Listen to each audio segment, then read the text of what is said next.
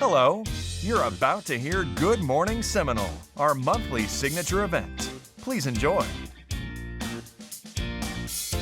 Morning.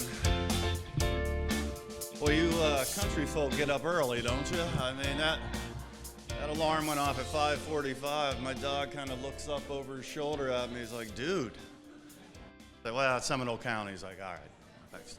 Well, good to be back. Yeah, I had asked Rebecca when the last time I was here, and I guess it was about 2 years ago, and I did have shoulder-length hair at the time. Yeah, that was sort of a COVID pandemic side effect for me. But it's expensive. You have to buy conditioner, and I had to buy a hair dryer. You know, I'm like, this is. But I have a greater appreciation for long-haired persons. It just takes you more time to get ready. But anyway, so I went without the presentation today because of the limited amount of time, and I want to make sure to get to your questions. But it's been an interesting time. The COVID-19 pandemic, and more importantly, the policy response to the COVID-19 pandemic set off a sequence of events that are still rippling through the economy today. I was thinking if we could have switched the COVID-19 policy response with our policy response after the 2008 financial crisis, that would have been the perfect fit, because we didn't spend enough fiscal policy. We didn't spend enough after the 2008 financial crisis, and we spent way too much after the COVID-19. Now, the monetary policy response was similar. But we are working through this. Of course, there was, I think, some local elections on Tuesday, a couple of school board elections or something. I think mainly that, yeah. Anyway, as I was saying at the table, I'm glad. I wasn't expecting it to be determined by the time I got up to this podium today. So I think whether you're happy or unhappy with the outcome, at least there's an outcome. And that uncertainty is something that hangs over the economy in every presidential election, right? Because you're coming to a fork in the road, and depending which path you follow, there's policies that are going to be associated with it. So that's always a conundrum for me as I'm trying to forecast past an election year, because I've got to bake the policies into the forecast, but I'm not sure who's going to win, and so it's a period of confusion. But the U.S. economy. The Fed's meeting today. They'll likely cut interest rates by 1/4 percentage point. I don't think they should have cut in September. I think the economy's quite robust. GDP is still growing about 3%. The unemployment rate nationally is around 4%, much lower than that here in Florida. This is not an economy that's on the brink of recession. If you look at the preponderance of the data, but yet here they are cutting. So I was kind of away from the herd on saying the Fed should wait, let's get some data, because they haven't reached their inflation target yet. And it sort of reminded me, they showed their cards back in December of 2023. They put out these minutes from their interest rate meetings, and there's something called a dot plot, where the individual members of the committee project what they think short-term interest rates are going to be. Now, you don't know whose dot is whose, but if you connected the dots back then in December, they were hell-bent on making 3 interest rate cuts this year, and I think they're going to follow through with that. I don't think it's the best idea. The mission hasn't been accomplished as far as inflation's concerned. And my fear is that we get on some sort of interest rate inflation roller coaster. And I know there's some in the room that remember periods of high inflation. I think a lot of people saw inflation recently for the first time in their lives. They're like, what is this horrific thing that's causing my grocery bill? These 2 bags are $150. What's happening here? But so we'll see where we go. I think the economy is generally strong. I think people were expecting a recession in 2023. I don't know if you remember that. We kind of came into that year and everybody was saying, well, there's a recession coming.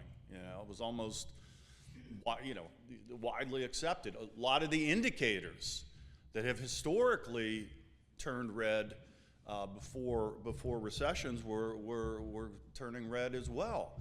And yet, no recession happened in 2023. And GDP growth last quarter here in 2024 was 3%. The most recent reading, 2.8%.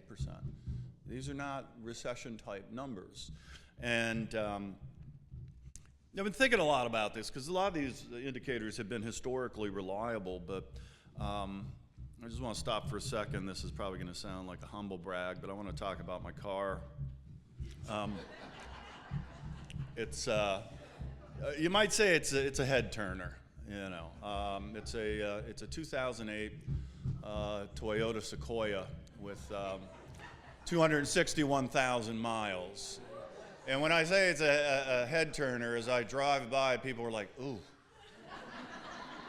that's rough, man."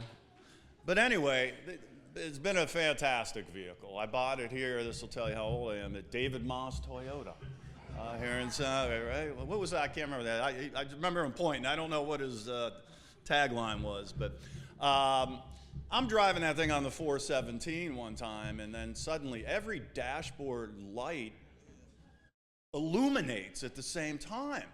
And I'm like,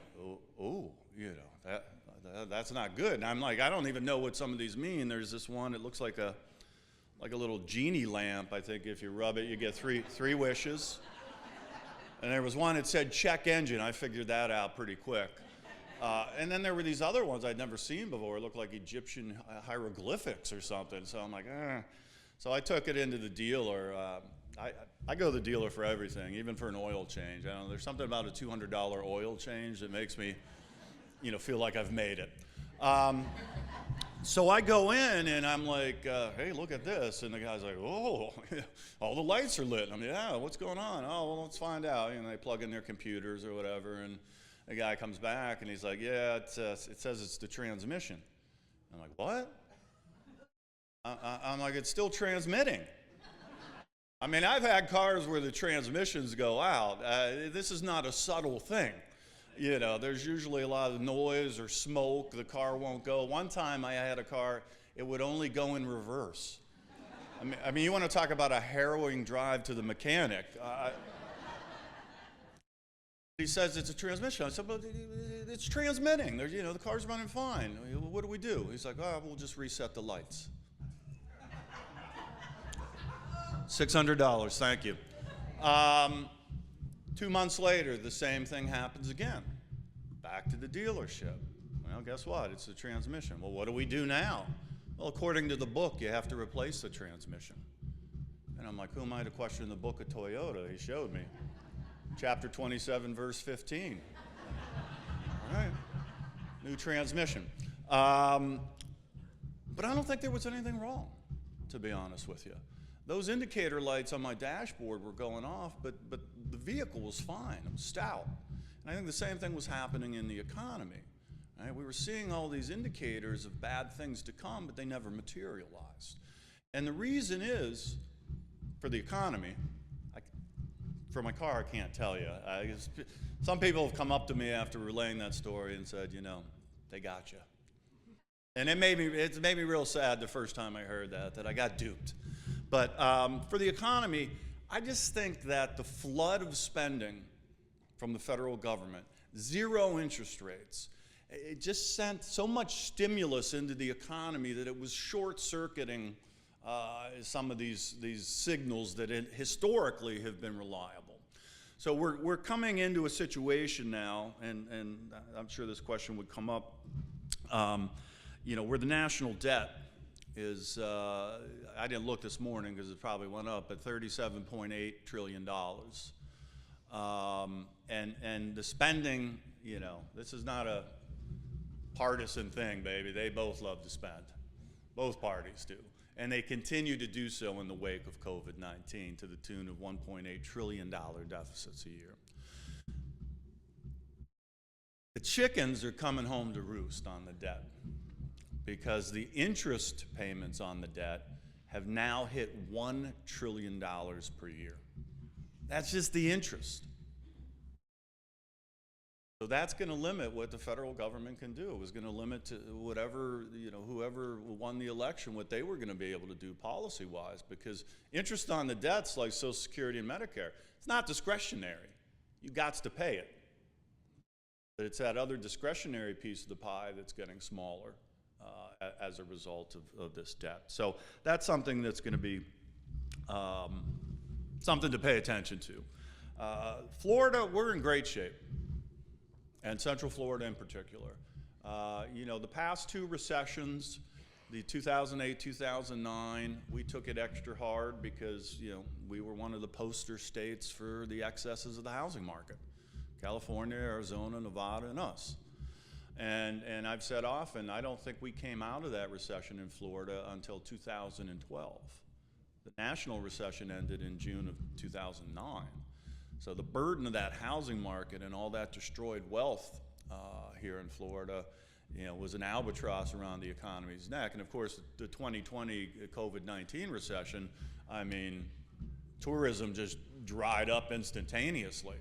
And obviously that's a large segment of our state and region's economy. So we took it extra hard the past couple of times. I think we're ready for a slowing economy this go round and even the next recession. I think Florida is in far better position to weather any sort of economic storm, if you will. I wish my own hurricane preparedness was as good as Florida is prepared for an economic storm. I forecast for a living. I make predictions. And so I know about the prediction business. They're all wrong. Right? And you know about it too. You might not think about it in the same nerdy terms that I do, but every time you see a spaghetti chart with a hurricane, you're like, what's this line doing? It looks like rotini. Come on. Those are all models making predictions, and all models are wrong. Some models are useful. So I don't trust these predictions, So I usually delay hurricane prep until it's like, oh snap, it's coming. So off I go. They got it right. It's sort of the visually impaired squirrel. You do get an acorn now and again in the prediction business. I've had a couple. I can't remember which ones, but so off I go to Walmart. Got to get some water, they say. Get to the water aisle. Of course, it's empty. There's nothing on the shelf. I'm taller than the average bear, so I could see up on the top shelf, and I'm like, what is that?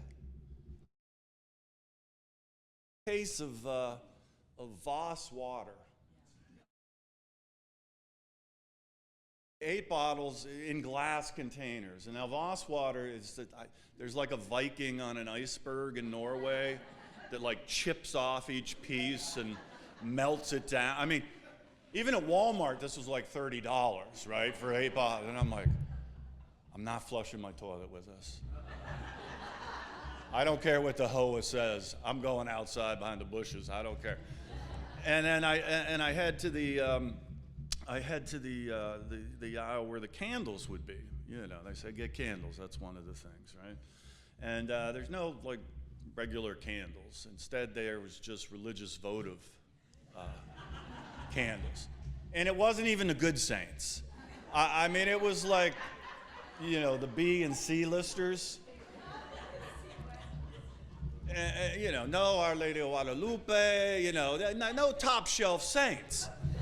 So I buy these things up. If you came to my house, you'd be like, oh, this Snaith's really devout. Look at. No, he's just bad at hurricane prep. But Florida's ready. We've got the sandbags of population growth that continue to feed our economy. COVID-19, we got an extra little boost because some states went a bit bonkers with their COVID-19 restrictions. There are people like, I'm working from home. Why am I sitting in New York paying out the wazoo for rent and taxes when I can just go to Florida and have a somewhat normal life. You know, as long as the Grim Reaper doesn't catch me on the beach. That I remember that this guy. I don't even know who it was, but some guy dressed up as the Grim Reaper, and he was like walking along the beach during spring break, right? Because you know it was like a super spreader event, and I said, "Oh, it's a super spreader event, not a COVID-19, however." And most of it's curable, so the Grim Reaper probably didn't get a lot of business from that. But you know, we've got the sandbags of population growth to weather any national economic slowdown, and we've got the storm shutters of a very strong labor market. I mean, unemployment is still historically low in Florida. Payroll job growth is still is significantly higher than nationally. Now, October was goofy because of hurricanes, so that messes around with the job numbers, but that's a temporary thing. Employment tends to bounce back within 3 months or so in most sectors after a hurricane. Well, construction spikes in the month following hurricanes, as I well know. I think the subcontractor that did the roof on my place was Three Little Pigs Roofing, because I used sticks or straw. I lose shingles every time, you know, the wind gets above 40. But you know, I think Florida, we're ready for a potential economic slowdown. I think the consumer, particularly middle and lower income households, have been hit hard by inflation the past several years. Paychecks grew, but not as rapidly as the cost of living. And evidence in support of that is credit card balances have soared over that same period where the cost of living was rising faster than people's paychecks were growing. People were using credit cards to patch holes in that monthly budget. So there's over $1 trillion in credit card debt right now in the U.S. economy. The average interest rate on those credit cards has gone up to 21.5%. So now that minimum monthly payment, which credit cards love you to pay, you know, for the rest of your life, is not affordable to some households. So we're seeing defaults rise on credit cards. We're also seeing defaults start to rise on automobile loans, because those prices went bonkers during COVID-19, and interest rates on auto loans are now still very high. So I think that drove a lot of results of the election, to be quite honest with you, because I looked at some exit polling that broke it down by, am I out of time? Oh, okay. When I see someone off stage rising, I'm you know, always afraid that hook's gonna come. But I saw some exit polling by income, and for households that were under $100,000 and especially those that were under 50,000, they broke very hard for the Republicans. And I think, you know, it used to be, it's the economy, stupid, right? I could usually look at the economy when I first got into this racket and say, okay, economy's good, incumbents in a good position. Economy's bad, incumbents not in a great position. Now the economy is not bad per se, but the inflation part was, and it did have a profound effect on a subset of American households. I mean, it affects us all, right? I mean, I get angry still. And I mean, I'm an economics professor. I should comprehend all this, but there I am, still mad at Publix. So I wanted a chili dog, and I bought a can of Hormel chili. I don't even know if there's any meat in it.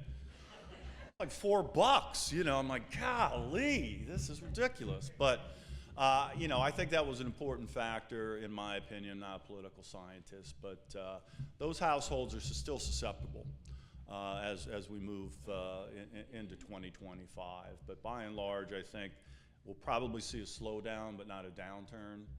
Still a tremendous amount of uncertainty. You know, I suspect, based on the first term, we'll see a rapid push to increase domestic oil and natural gas production. That should bring down energy prices. That should help headline inflation.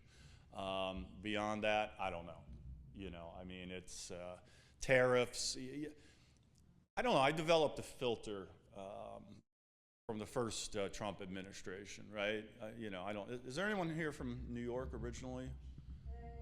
Oh, well, hi. Yeah.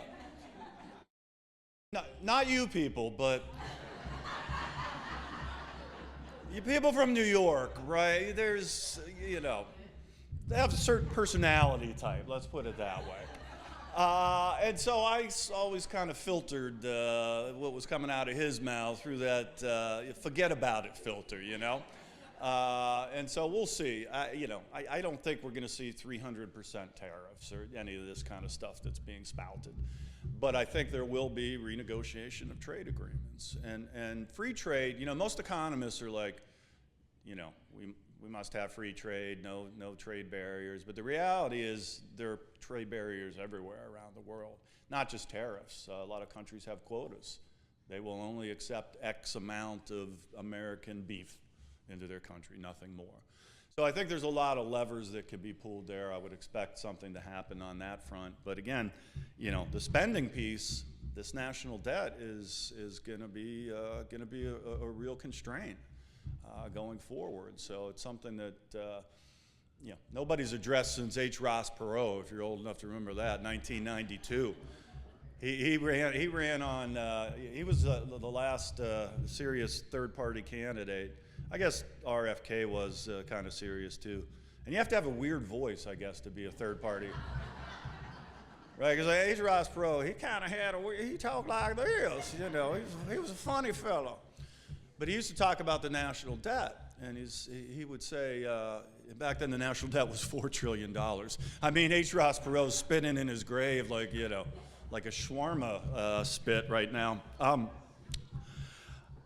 He used to say, all this debt's going to have to be paid by our grandchildren. And, people talked about the debt back then. Nobody's talked about it seriously since. And I always wondered why he said grandchildren.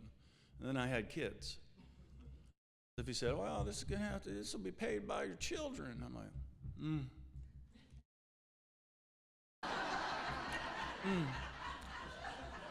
Isn't that a shame? I used to have very, dark hair before them. And someone came up to me once and they said, you know why grandparents and grandchildren get along so well? And I said, no. He said, well, they have an enemy in common. So with that, I'll take some questions. As I said, there's still some uncertainty. I think the economy is on pretty solid ground right now. Let's see what policies come out of this administration. I'm going to start on our winter forecast here, so look for that by mid-December, and maybe I'll have figured some things out by then, but probably not.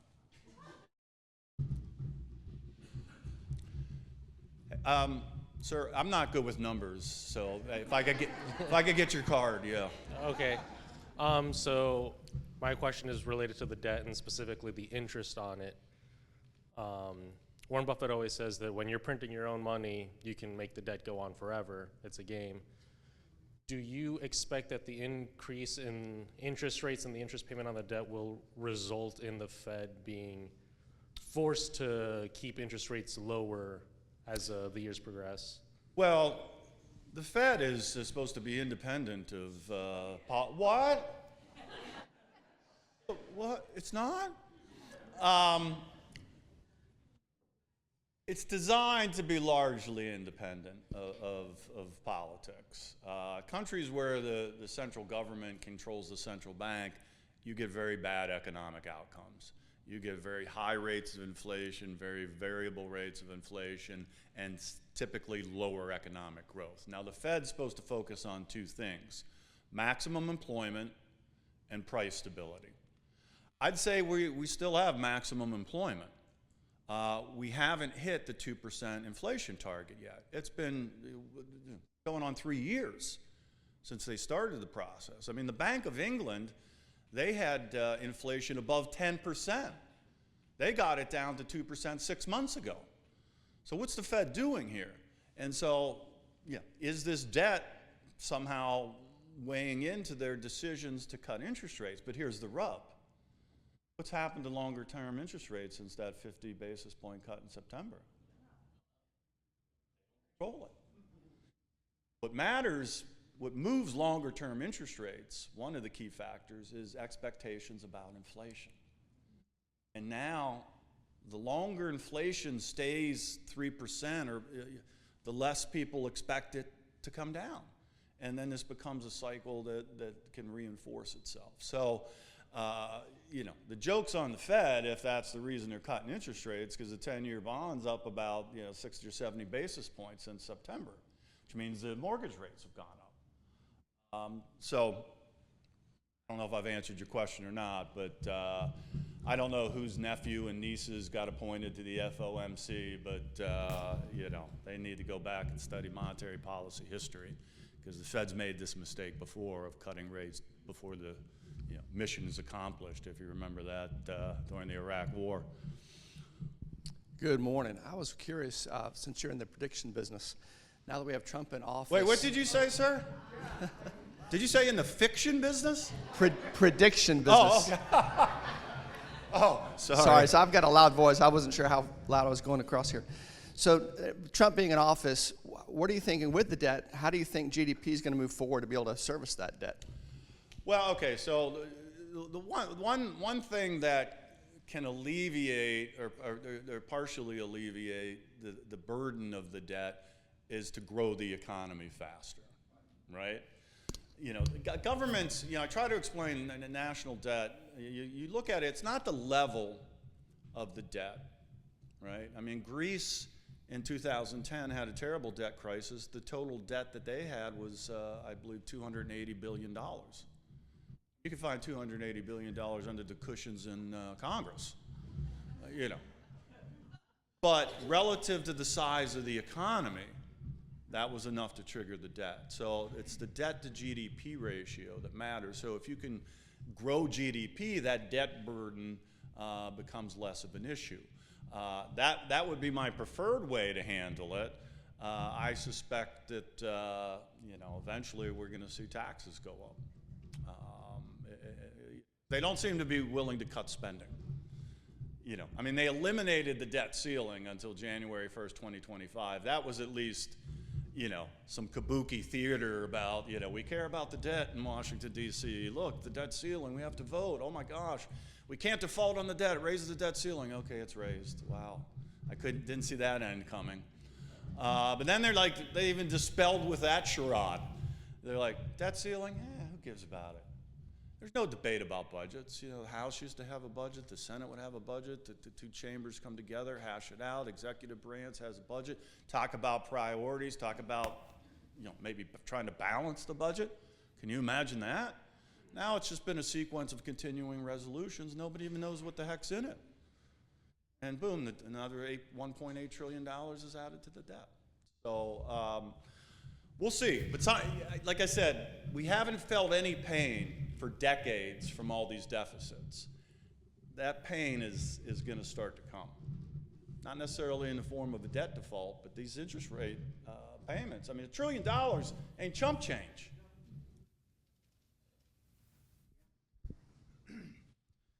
Hi, thank you, and I love the humor. That was fantastic, because I have a similar vehicle, so thanks for that. How's it run?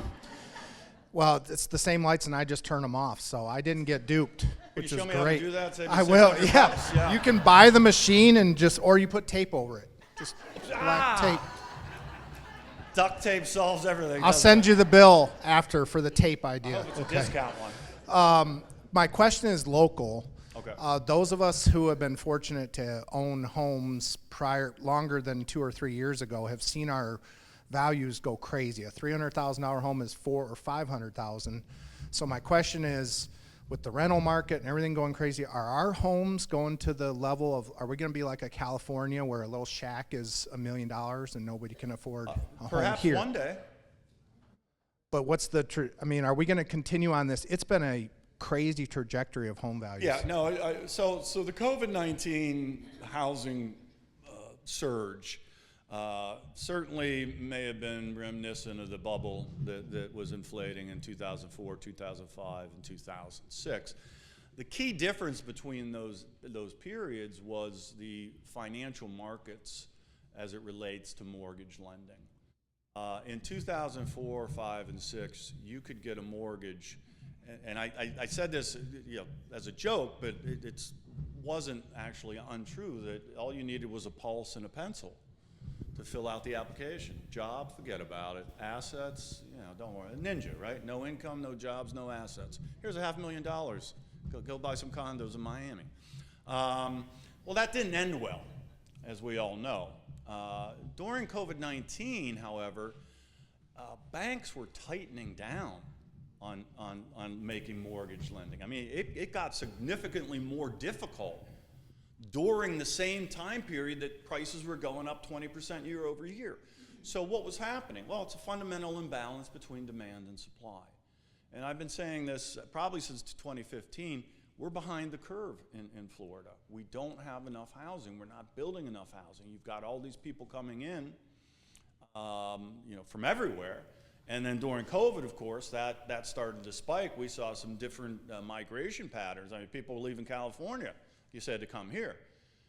You've lived here for a couple decades. You see, the median price here in the Orlando metro is $440,000. It's like, holy smokes, it's unbelievable. Someone comes from Florida, they're like, oh, I'll take two. Yeah. So population growth, economic growth, you tend to see housing costs rise, right? I mean, larger metros have higher costs of living. We're becoming a larger metro. I mean, we're not New York yet. We're not Washington, D.C. yet. But I think the solution to housing prices, and these are the two biggest problems we have in Florida, in Central Florida in particular, is a transportation network and affordable housing. But there's an intersection between these two. You need to have a transportation network to get people from where they can afford to live to where jobs are. That's how you solve, in the long run, affordable housing. And this is not a quick fix. So we're going to be struggling with this for a couple decades probably, because the population growth does not seem to be abating at this point. Just keep coming. Yes. Oh, thank you very much for coming out. This presentation was very, very informative. You did touch base on jobs. Obviously, transportation, just so happens I am a public servant. And, my question, did you see? Yeah. My question to you is, what is your forecast with the inflation happening, the debt to small businesses? I personally believe that all small businesses are the backbone of the nation, but specifically Florida, you mentioned that we're okay. So I would like your opinion and forecast of where you think we'll be. Well, our economy is in a better position than the national economy, and I think we're ready to handle a slow down in the national economy or a recession. I mean, we're better prepared, is my point, than the past several recessions. Small businesses, they've struggled, right? I mean, I tweeted one time during COVID-19. And because I'm watching this, I'm like, why would you do that? What makes a business non-essential? Who decides? You're closing schools? And then I started thinking, boy, this is like the, medieval Europe when the Black Plague was raging. Back then they didn't know about viruses or bacteria, so they thought it was a curse from God. And so one thing that people did back then, they would flagellate themselves, to repent for their sins and say, look, God, I'm really sorry, don't give me the plague. And then, that back looks like ground meat, and then he died from the plague a month later. But I tweeted out, I said, history doesn't repeat itself, it rhymes. Economic self-flagellation to ward off a plague. Then I went dark, because I saw what was happening. I'm too old to get fired. The decision to shut down non-essential businesses hurt small businesses the most, right? And it was arbitrary. It was outrageous. Why did I have shoulder-length hair? My barber was shut down.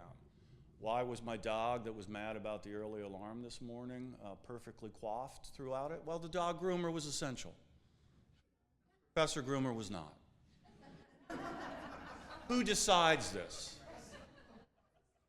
And so there was a lot of ridiculousness, and I don't have enough time to go into the details. Although the one measure I think we all can agree on saved millions of lives were the one-way aisles in the grocery stores. Yeah. Right? I mean, I could just feel the COVID-19 bouncing off the back of my head. And I thought, wow, if we were coming in opposite directions, we'd both be dead. Anyway,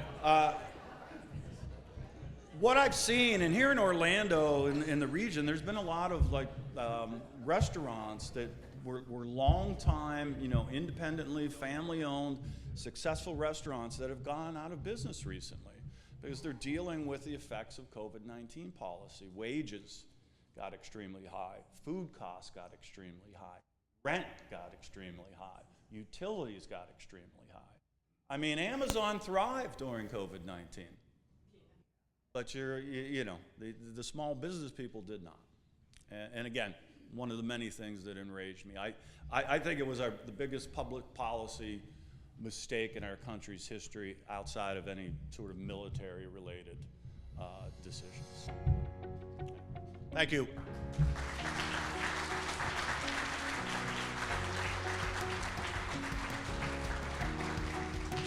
Thank you so much. Thanks for listening. To learn more about the Seminole County Chamber, please visit seminolebusiness.org or check us out on our social media at Seminole County Chamber.